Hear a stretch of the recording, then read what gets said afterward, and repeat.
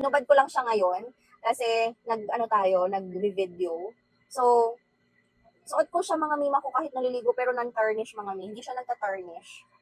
Ang ganda ng design niya mga mima ko, very aesthetic. Ito yung mga nauusong ng bracelet ngayon, yung mga gold. Hindi niya talaga aakalain na hindi to totoo mga mima ko. Kasi yung color niya, hindi siya madilaw na madilaw. Yung talagang akalain mo na hindi totoo.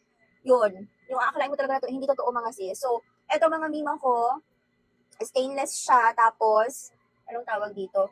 Non-tarnish, hypoallergenic mga mima ko. Perfect nga rin itong ipang-gift mga sis eh. Perfect din itong ipang-gift mga mima ko. Dito yon, hindi ito nakalagay dito. Ilagay ko lang para hindi ko nahubarin. So ayan oh, ang ganda ng lalagyanan niya mima ko. Ang ganda-ganda ng lalagyanan. Tapos sinasabi ko sa inyo ha, hindi ako magsisinungaling sa inyo mga sis. Ito, suot ko siya, naliligo ako, naghuhugas ako ng plato, naghuhugas ako ng bote ng anak ko mga mima ko. Hindi nag-fade mga mi, 3 weeks na sa akin. So sabi ko, talaga ipopromote ko sa inyo. Talagang kahit araw-araw kong ipromote sa inyo mga mima ko para talagang mayroon din kayong ganito.